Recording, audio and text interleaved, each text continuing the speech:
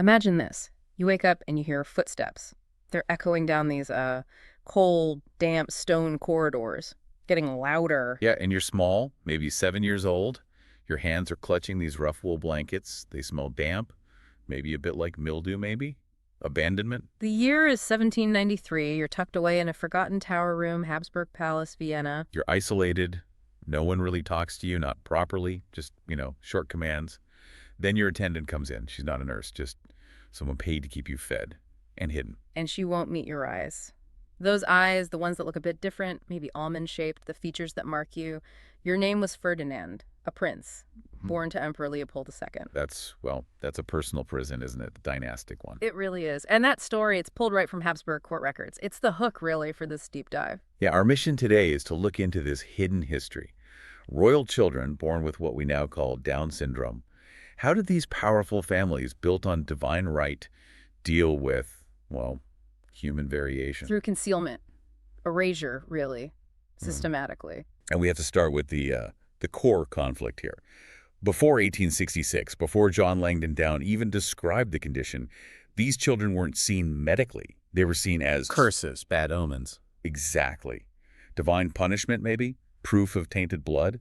And that was a massive problem for families claiming genetic perfection, divine approval. Right, because if your legitimacy hangs on being God's chosen, perfectly formed family, a child who deviates from that ideal is more than just a personal tragedy. It's a political crisis. It's an existential threat. We understand it now, an extra copy of chromosome 21, the associated features, potential health issues. But back then, it wasn't biology. It was politics. So if the heir couldn't perform at court, couldn't be the perfect symbol?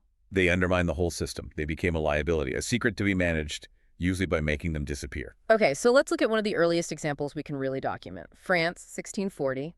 King Louis XIII and Anne of Austria. They were desperate for an heir. Yeah. And they had a son, an unnamed prince. He only lived 43 days. The official records are deliberately vague, aren't they? Just weak infant, failed to thrive. Very vague. But then you find these private letters tucked away in archives between the royal physicians, and they are brutally detailed. What do they say? They describe the facial features, the single crease across the palm, things we'd recognize instantly now. But what's really telling is the reaction.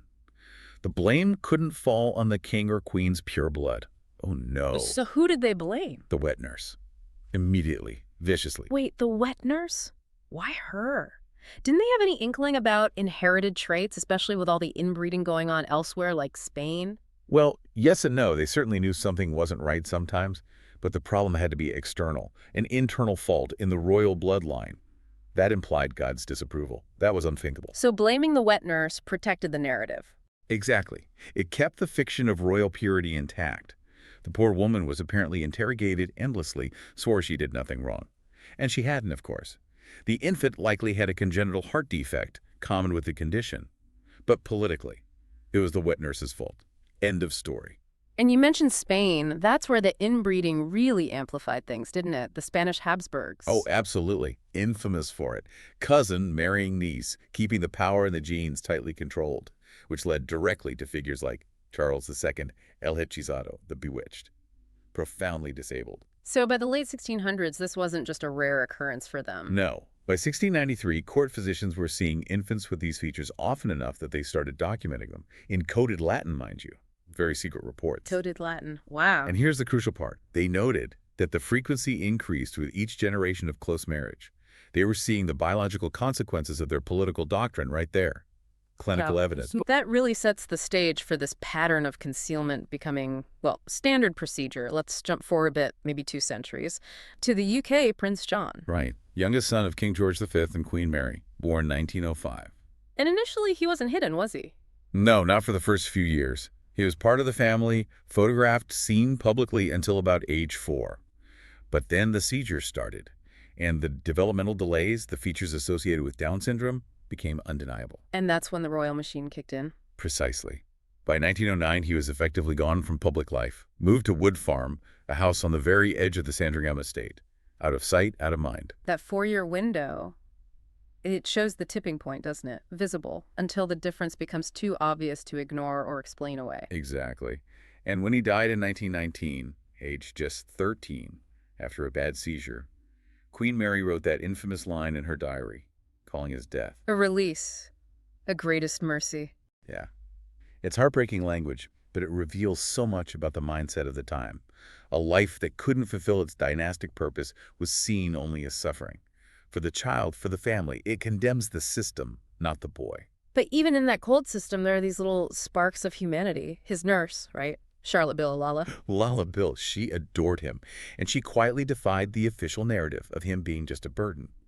Sources show she kept everything, his drawings, little things he collected. She kept them long after he died. So her memories painted a different picture. Completely. A sweet, loved child. Not just the poor little soul mercifully released. Now, if we contrast that British silence with, say, Russia, the Romanovs, we always hear about Alexei and the hemophilia, but there was another story.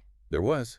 Grand Duchess Vladimir Alexandra's youngest daughter, born 1882, officially, died in infancy. Standard story. But the records tell a different tale. The payroll records from the Alexander Palace do. They show these continuous specific payments for 16 years to a particular set of servants in a quiet part of the East Wing nursery. 16 years? So she lived. She lived.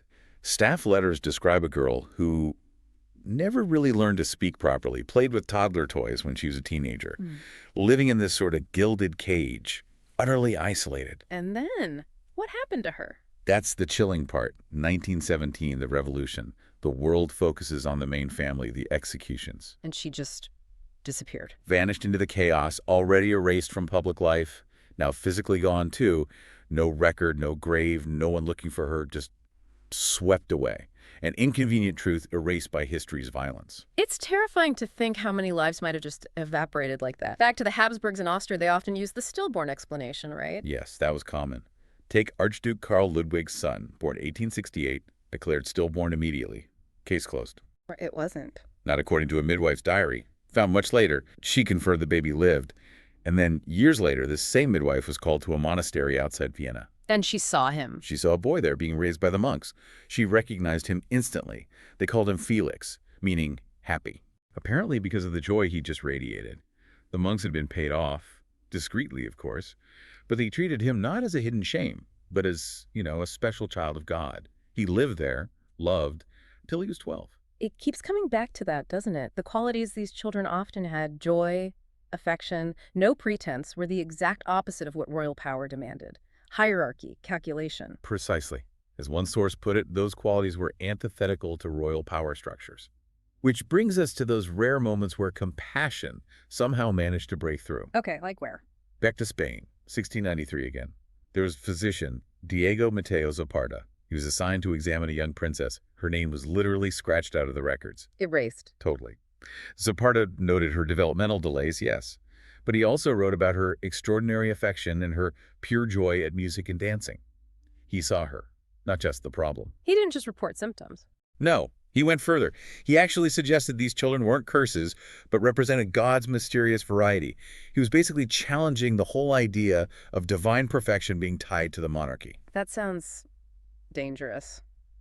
For the time. It was. Zaparta was later burned by the Inquisition, partly for that idea. Suggesting difference wasn't inherently shameful was a radical act.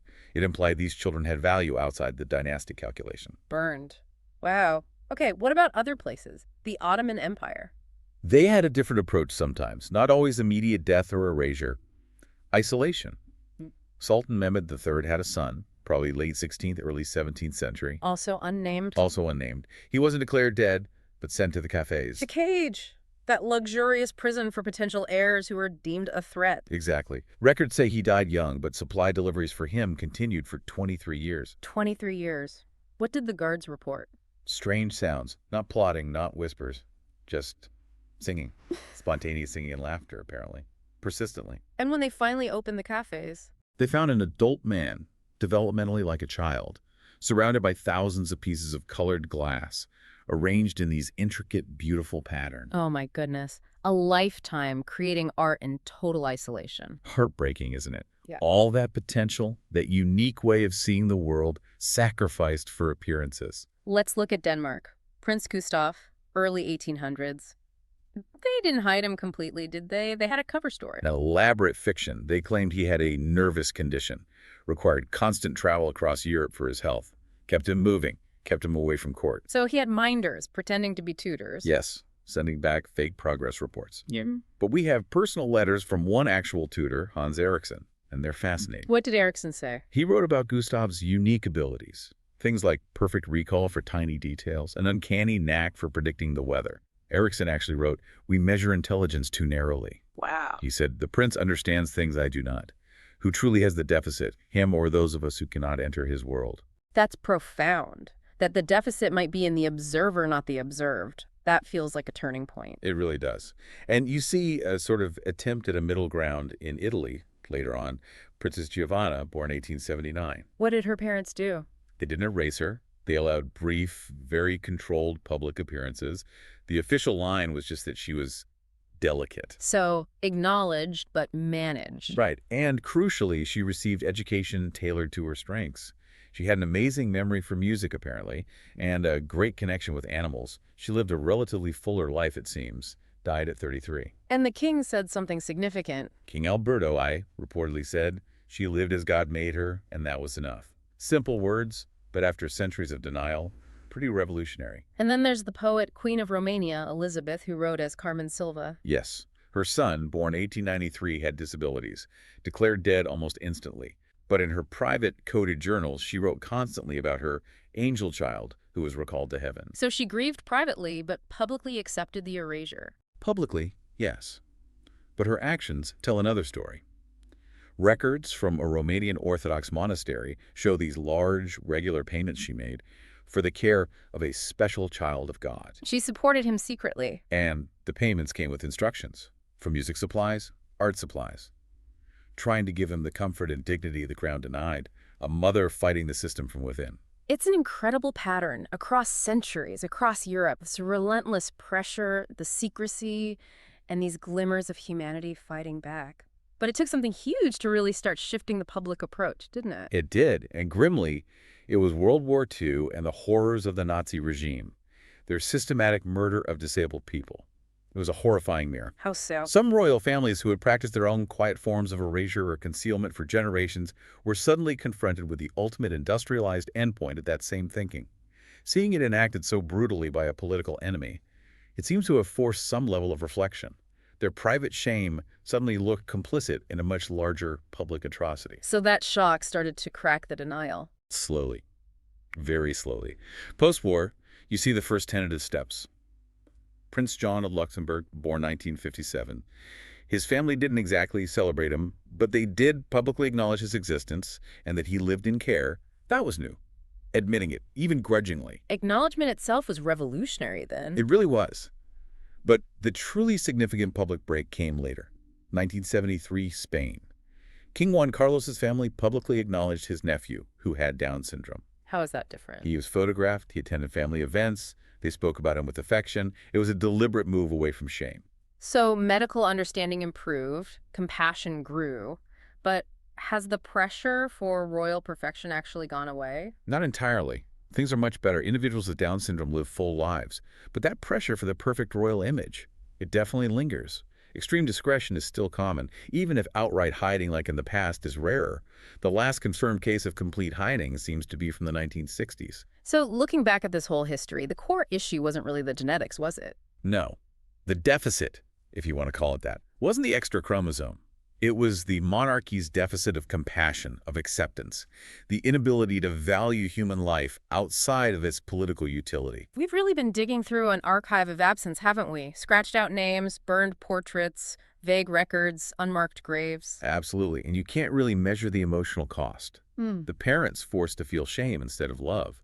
The siblings taught that only a certain kind of perfection mattered.